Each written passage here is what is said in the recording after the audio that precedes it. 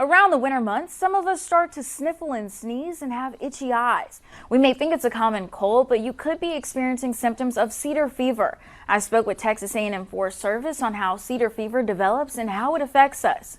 Michael Merritt is an urban and community forester. He explained how cedar trees are in the same family as juniper trees, and the male tree produces the pollen that some of us may be allergic to. The pollen is wind driven, and so you don't have to actually have a cedar tree right next to you to have problems with it. Some of those problems include symptoms similar to a cold or the flu.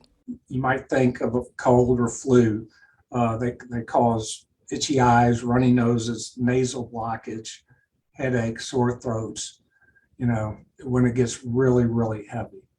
Merritt says a wet January could help reduce the pollen count. A good year from a rainfall standpoint, it will tend to wash the pollen out of the air and off the leaves and onto the ground. If we have more of a dry January, then there's more of the pollen still in the air. If you are experiencing allergy symptoms with pollen, Merritt recommends limiting your outside activity in the early to late mornings when pollen counts are the highest. Well, looking at our current pollen count for Bryan and College Station, today's pollen count is the lowest we'll see all week. And that's due to some rainfall from Monday helping wash out that pollen. And pollen is measured on a scale of 0 to 12. And this weekend, pollen counts are expected to rise in the medium to high range of 7.3 to 9.6.